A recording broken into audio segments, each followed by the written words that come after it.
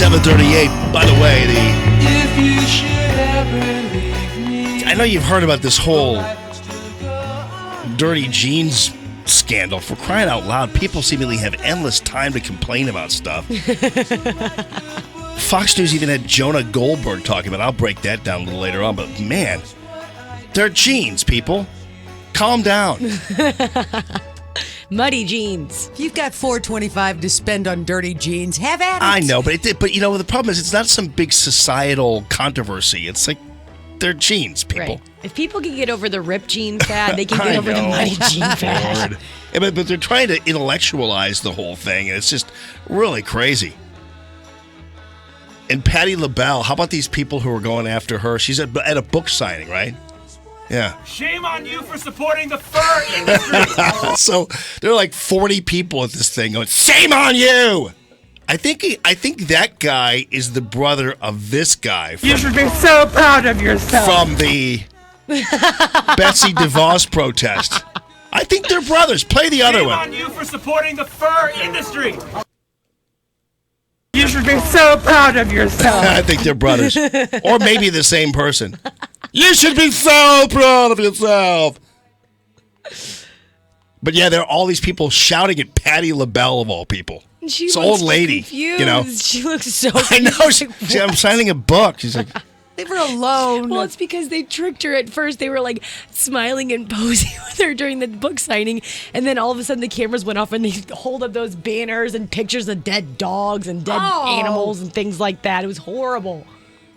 I'd love it if I were someplace and these people came out. Shame on you, Jamie Allman, for supporting. Shame on you for supporting the fur industry. Oh.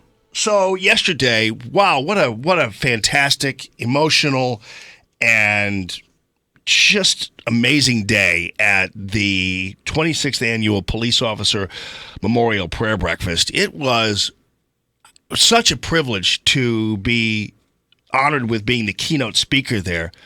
But more importantly, it was certainly a day where, boy, the room was filled with all of these fantastic police officers, first responders and their families. Elizabeth Snyder, the Snyder family was there. Officer Tudor, the Hazelwood officer who's been injured and is in still recovery, was there. Mike Flamian, the Baldwin officer who was shot, was there. And Joe Buck was the MC, did a fantastic job as the MC. And it was really a day to honor our fallen law enforcement officers, and also, as importantly, to restate our support for law enforcement and restate our appreciation for their commitment every single day. And before I get to your phone calls, Linda, Brother Bob, let me just say this. It was also a day where there was a lot of circles that were being drawn. For instance, you realize, and I didn't realize this really until when I was on the way. I was talking to Mike Ferguson, who I appreciate filling in for me yesterday. Joe Buck, I didn't realize until I actually sat down and talked to him, that Jack Buck was the original MC for the memorial breakfast. Oh. The prayer breakfast. This was some 26 years ago. And Joe Buck has been doing it for 20 plus years. I mean, more than that. And so really a fantastic moment, and he's so good at what he does, and he and I had a great conversation. But one of the first things I mentioned in my speech was how interesting it was. My father was the director of community relations for the St. Louis City Police Department for a time. Mm-hmm. And Jack Buck was not only a sportscaster, but he also was a public affairs guy. He had a public affairs show on KMOX. Mm-hmm. So he often had my father on his show. Cool. Oh, to talk about police matters. And so there we are, Joe Buck and I, together, the offspring, the sons of these two guys who actually hung out together on the radio a while back. And so it was really, you know, as I said earlier, that our dads would have been so proud of us, I'm sure, and so honored that we are in the midst of such heroes yesterday. Which really surprised me that there was no coverage of this. I actually couldn't believe it Because just even if you're a reporter, and then you've got the Snyder family talking with Officer Flamian and his family, and it's like, wow, what a story here. What a story of bravery, of courage, of not retreating, of being out there and getting out there.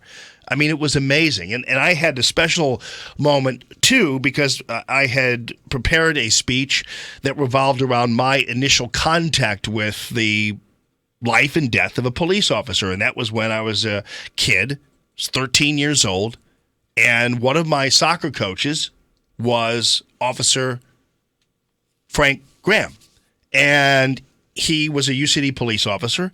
And I told the story about never forgetting that, he used to work nights or weekends. I couldn't figure out, but for whatever reason, he always seemed to be in his uniform when he was coaching. Not full uniform, but he'd have his pants with his blues on with a stripe on them, and he'd have his gigantic keychain. I can't figure out how many keys that guy had. It was amazing. And whatever he had, they would clang and clang as he ran up and down the sidelines. And he also wore his patent leather black shoes.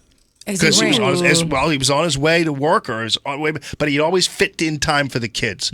And February 22nd, 1976, he was shot to death responding to a domestic disturbance, shot in the back. His partner wounded, and it was a devastating day for everybody, and certainly his family, his 5 children, and his wife. And to this day, as I said in my speech, I said, to this day, that experience, whenever a police officer is harmed in any way, shape, or form, it is not difficult for me at all to understand the human heart behind the metal badge, which is the way I describe that, because I said, if you just only knew how these individuals who are in law enforcement are just like you and me, and who live a life and who love their families and love what they do. Sometimes they coach and they're doing all kinds of things in their community. And so they're human beings. They're not just, someone in a uniform. And they're certainly not your enemy the way these other people will describe them. And so in reality, you have to understand that the difference is that they step out of their doorways on their way to work with a strong possibility they won't be home. That's the only difference. But it's a major difference because it's a signal of their bravery and their commitment. And right before my speech was amazing because one of his daughters, Anne-Marie, came up to me, and I had no idea she was there. And so, and I met the fam. I reunited with the family later on a while back when we were at the Sports Zone. I can't remember what it's called, but anyway, Sports Fusion. And she happened to be working there, so we talked. And so from that day on, I've been in contact with their family and everything else. The only mistake I made is I called Frank Graham a feisty Irishman. And he's a Scotsman. And if you call a Scotsman an Irishman... Those are fighting words, man. My goodness gracious. All hell's breaking loose. And both his son, Mike, and his daughter, when we were texting and I was getting pictures for the evening show, said, "Boy, you're I thought maybe a lightning bolt would come down and strike you if you call." My mom would be happy because she was a nice Irish woman, but do not call, because actually Officer Frank Graham, killed in 1976, was a teenage immigrant from Scotland. Wow. A Korean War veteran, a Marine. And also, by the way, way ahead of his time because he created a community outreach program in U-City. Jeez. That was in 1976 because he saw the writing on the wall that there was the community was changing, there was a little bit of tension, and so he created a community outreach program, and here he is, one of the fallen. It's amazing. But these stories are out there, and there are police officers and people out there who have these same stories, some of these same stories to tell, and luckily they are still alive and they're out there, but they are really amazing. I met a guy whose brother was shot to death as a police officer almost 50 years ago. One of the listeners to the show, Dee, her grandfather was killed in the line of duty. So so there were many other families out there. Let me get to Linda here real quickly. Hi, Linda. How you doing? I'm doing good, Jamie. What's happening? I just wanted to say that I work with a group of people here, and they were at the breakfast yesterday morning, and they thought you did a great job. They were really impressed with thank what you. had to say. So, Yeah. as I knew you would anyway, you always do a great job. So I really appreciate it. Yeah, well, because, thank you for that. It was really an honor. I mean, I mean, actually, it was kind of like, I don't even belong here, for crying out loud. That's, I mean, you know what I mean? I mean, that's kind of how I felt. And Well, so. I think you do, because you tell a story of police officers all the time, and you stick up for them, and not many people do. And they have a really rough job.